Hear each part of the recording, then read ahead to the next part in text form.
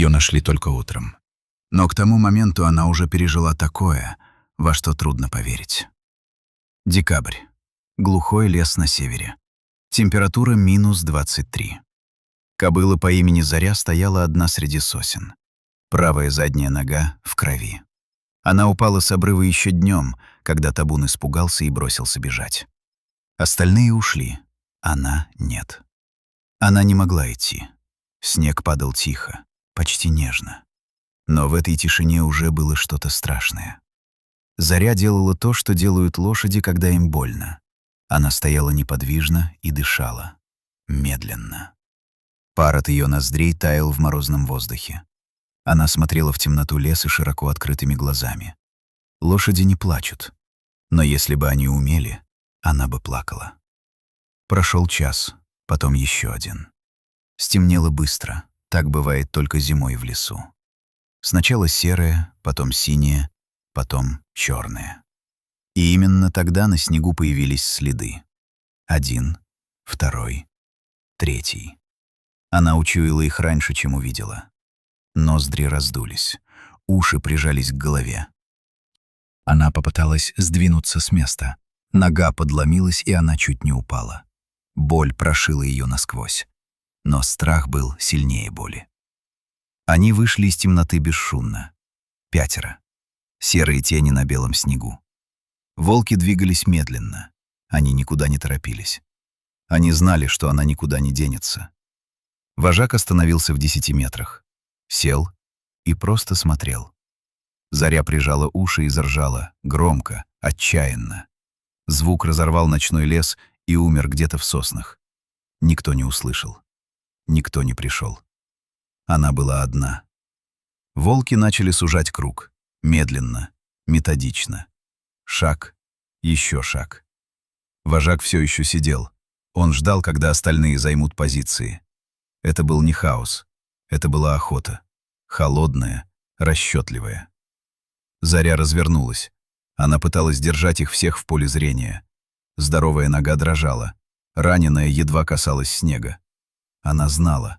Лошади всегда знают, когда приходит конец. Но она не сдавалась. Она прижала уши, оскалилась и вдруг встала на дыбы. Последний крик. Последний вызов. И вот тут произошло то, чего никто не мог ожидать. Из темноты леса выбежал жеребенок.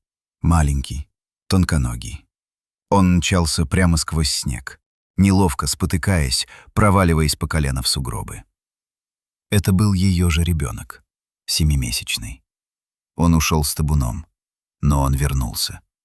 Он встал рядом с матерью, прижался к ее боку и заржал. Тонко, почти по-детски. Волки остановились. То, что произошло дальше, необъяснимо. Вожак встал, посмотрел на 2 лошадей, большую раненую и маленькую здоровую, и медленно повернулся. Один за другим волки растворились в темноте. Они ушли. Просто ушли. Без борьбы. Может, жеребенок изменил расчет. Может, вожак почуял что-то другое. Запах фермы, людей, собак вдали. Мы не знаем. Мы никогда не узнаем точно. Но они ушли. Всю ночь жеребенок стоял рядом с матерью. Прижимался к ней. Грел ее своим теплом. Она опустила голову ему на спину. И так они и простояли до рассвета.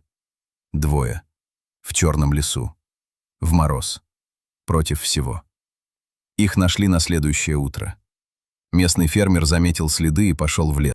Он увидел их издалека. 2 силуэта на белом снегу. Он потом скажет, что сначала подумал, что они мертвые, потому что стояли так тихо, так неподвижно. Но когда он подошел ближе, Заря подняла голову и посмотрела на него. В ее глазах не было страха, только усталость. И что-то еще, то, что невозможно описать словами, но невозможно не почувствовать. Ветеринары работали 3 часа. Нога срослась. Через месяц Заря снова ходила, через 2 бегала. Жеребенка назвали Верной. Говорят, лошади не понимают, что делают, что это инстинкт, не больше. Может быть. Но той ночью маленький жеребенок вернулся в темный лес, полный волков, туда, откуда все убежали. вернулся к матери и остался. Если это не любовь, то что это?